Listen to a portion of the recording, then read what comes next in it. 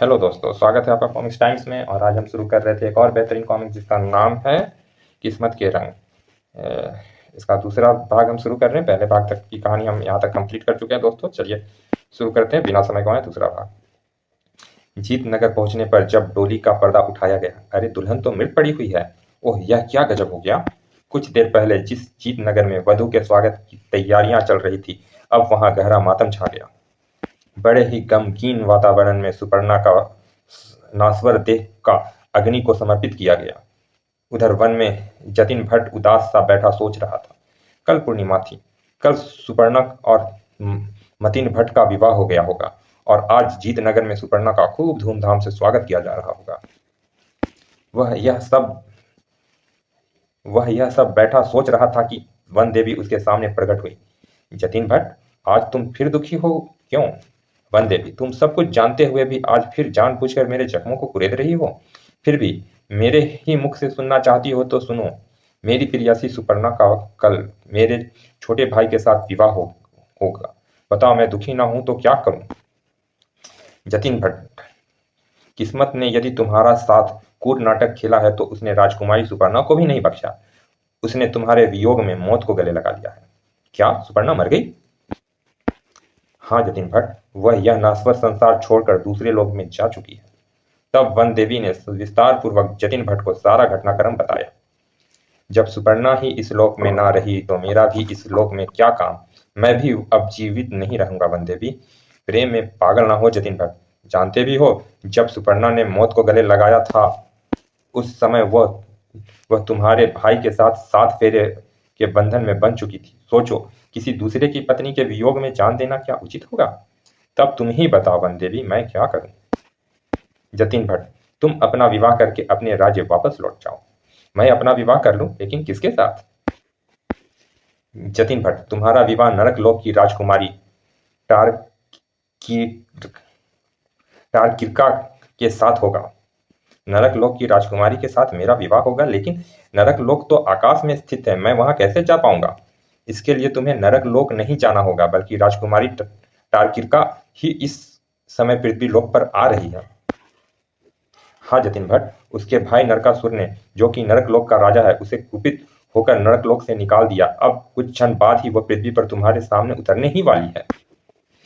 हाँ, मैंने पृथ्वी लोक की ओर आती टारकिर्का को अपने सम्मोहन पास में बांध दिया है, जिससे बंधी हुई वह हमारे सामने ही पृथ्वी लोक पर आकर उतरेगी। ओह, यह तो आपने बड़ी विचित्र बात बताई है वन देवी।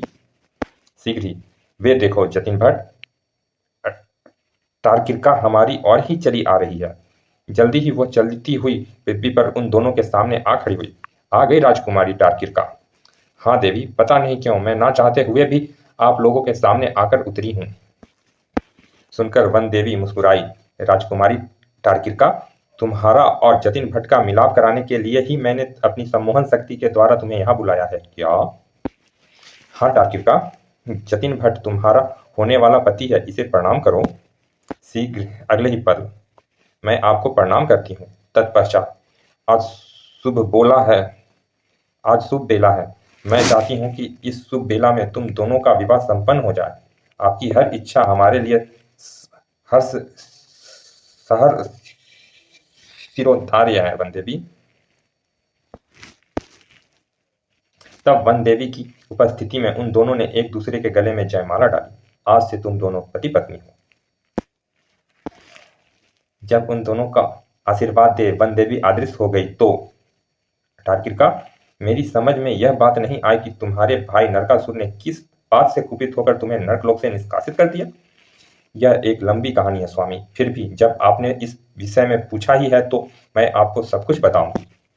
सुनिए, नरकलोक के राजा नरकासुर मेरे बड़े भाई राजगद्दी पर बैठने के बाद से ही उनके मन में बार बार एक ही बात आती थी, और वह बात यह थी, सब लोग मरने के पश्चात नरक की अपेक्षा स्वर्ग को जाना पसंद करते हैं।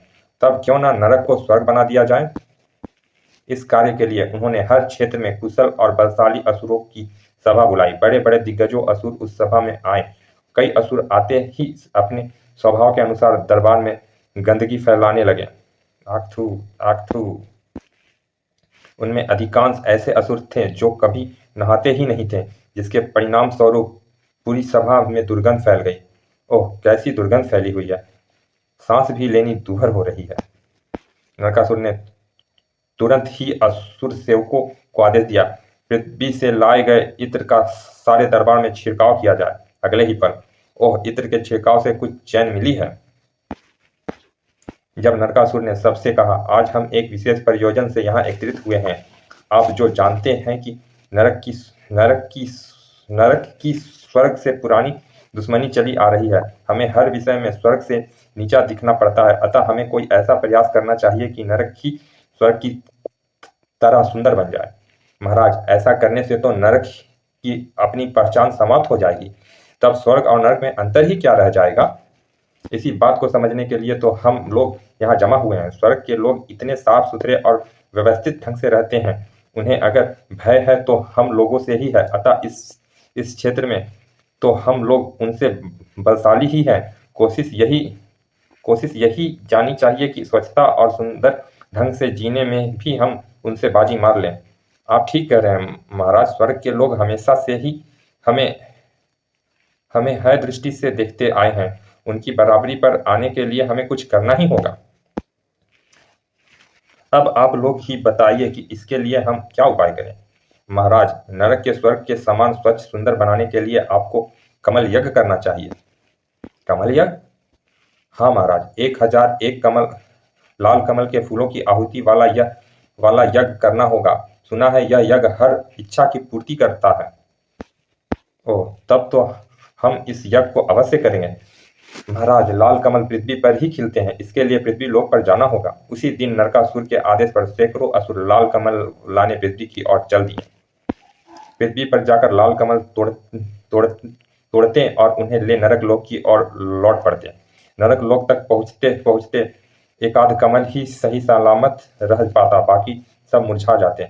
मुरझाए गए कमलों को फेंक दो और सही कमलों को नरक लोक के तल में एकत्रित करते आ जाओ। ऐसा ही किया जाने लगा।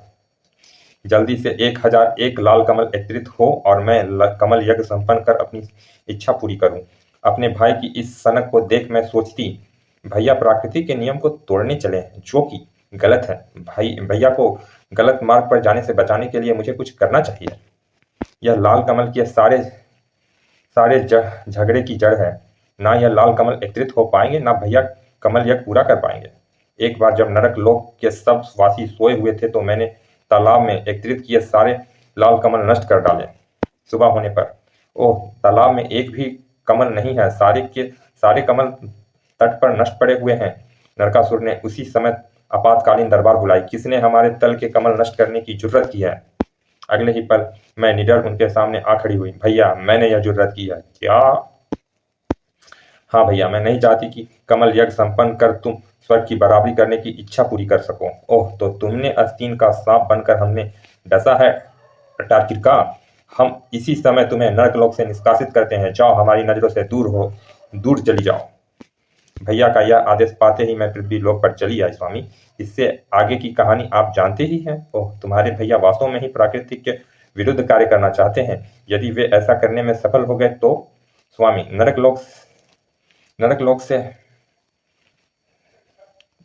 लोक से चले आने के पश्चात भैया पुनर्लाल कमल को एकत्रित करने में जुट गए होंगे। यदि वे इस कार्य में सफल हो गए तो नरक लोक का क्या होगा? क्या उसका अस्तित्व समाप्त हो जाएगा? ऐसा नहीं होगा टार्किका, मैं रोकूंगा उन्हें। लेकिन कैसे भैया? लेकिन कैसे? अपनी बात के आगे भैया किसी और की बात नहीं सुनते। टार्किका, घबराओ नहीं, तुम्हारा दुख अब मेरा दुख है। वन देवी ने मुझे अदृश्य होने की दिव्य शक्ति प्रदान की है। तुम मुझे अपने साथ नरक लोक ले चलो। मैं वहां पहुंचकर तुम्हारे भाई नरकासुर को प्राकृतिक के विरुद्ध कार्य करने से रोकने की पूरी कोशिश करूंगा। और यदि आप उन्हें ना रोक पाए तो बस ज्यादा से ज्यादा क्या होगा टार्किका, कि वे मुझे जान से मार देंगे। मरना मनुष्य को केवल एक ही बार ही होता है, बार बार नहीं। यदि किसी अच्छे कार्य के लिए मेरे प्राण काम आए तो मैं स्वयं को धन्य समझूंगा। शुभ शुभ बोलिए स्वामी। तब तुम मुझे अपने साथ इसी समय नरकलोक ले चलो। ठीक है, आपकी ऐसी ही इच्छा है तो मैं आपको नरकलोक अवश्य ले चलूंगी। तब जतिन भट्ट ने वन में ही बहने वाली गंगा नदी का जल एक पात्र में भरा और उसे लेकर तार्किका का हाथ पकड़ नरक की ओर चल पड़ा। तार्किका, अब तुम्हें और हमें नरक लोक में कोई नहीं देख पाएगा। इस समय हम अदृश्य रूप में हैं। शीघ्र ही वे नरक लोक में जा पहुंचे। वे रहे मेरे भैया नरकासुर। जब वे नरकासुर के समीप पहुंचे, ओह, किसी जीवित मनुष्य की गंध आ रही है। लगता है नरक लोक में मनुष्य घुस आया है। अगले ही पल जतिन भट्ट उसके सामने प्रकट हो गया। तार्किका वह उसको अपने सामने खड़ा देख वह हतप्रभ रह गया। तार्किका, तुम्हें तो मैंने नरक लोक से निष्कासित कर दिया था, और तुम्हारे साथ यह मानव कौन है? भैया, यह मेरे पति जतिन भट्ट हैं। इनके अनुरोध पर ही मैं इन्हें यहाँ लेकर आई हूँ। लेकिन क्यों? नियम के विरुद्ध तुम नरक लोक में एक मानव को लेकर क्यों आई हो? नरक लोक में तो मरकर ही कोई आ पाता है। देखा महाराज, अपने में प्राकृतिक के नियम को तोड़कर नरक लोक आया तो आपको यह सहन नहीं हुआ। इसी प्रकार नरक को स्वर्ग बनाने की इच्छा मन में पालकर आप भी तो प्राकृतिक के नियम विरुद्ध कार्य कर रहे हैं। ओह, तो तुम मुझे शब्दों के माया जाल में बांधने का प्रयास कर रहे हो? नहीं महाराज, मेरा ऐसा कोई इरादा नहीं। जरा सोचिए, प्राकृतिक के नियमों के विरुद्ध कार्य करके आप कितनी बड़ी अनर्थ करेंगे। प्रकृति के नियमानुसार पृथ्वी लोक पर रहने वाला मनुष्य जब मरते हैं तब उनके अच्छे व बुरे कार्यों का लेखा जोखा कर नरक व स्वर्ग भेजा जाता है। यदि नरक भी स्वर्ग बन गया तो नरक की सजा पाए प्राणी कहाँ जाएंगे? उनका क्या होगा? और इस विषय में तो मैंने सोचा ही नहीं। महाराज, आपके मन में आवश्यकता से अधिक तामसी प्राकृति जगत जागृत हो गई है, जिसकी वजह से आपके मन में प्रकृति के विरुद्ध कुछ करने की इच्छा जागृत हुई है। आपकी उस तामसी इच्छा का यह गंगा जल नाश करेगा। यह पृथ्वी लोक का पवित्र जल है। इसका आचमन कर आप अपने मन की शुद्धि कर लीजिए महाराज। नरकासुर ने जतिन भट्ट से गंगा जल का पात्र ले उसका गंगा जल पिया। ओह, बन गया काम। गंगा जल पीने के पश्चात गंगा जल पीते ही तमाम शरीर में शीतलता प्रवाहित हो गई। अब मुझे महसूस हो रहा है कि मैं कितनी बड़ी गलती करने जा रहा था। महाराज, अब मेरे और तार्किका के लिए क्या आज्ञा है? तार्किका ने तुमसे विवाह कर लिया है, इसीलिए यह तो अब नरकलोक में रह नहीं सकती। इसे तुम्हारे साथ पृथ्वी लोक ही जाना होगा। तब नरकासुर से विदा ले जतिन भट्ट व तार्किका पृथ्वी लोक की ओर वापस लौट पड़े। वे पुनः पृथ्वी पर वन में पहुंचे। तत्पश्चात, वन देवी, तुम कहाँ हो? तत्काल ही वन देवी उसके सामने प्रकट हो गई। वन देवी, मैं तार्किका के साथ अपने राज्य वापस लौट रहा हूँ, लेकिन जाने से पहले मैं तुम्हारा आभार प्रकट करना चाहता हूँ। अगर बुरे समय में तुम मेरा ढाढ़स ना बांधती तो मैं कब का टूट गया होता। जतिन भट्ट, मैंने केवल अपना कर्तव्य निभाया था। मुझे खुशी है कि तुम पुनः दोबारा अपने परिवार के बीच जा रहे हो। जाओ, सदा सुखी रहो।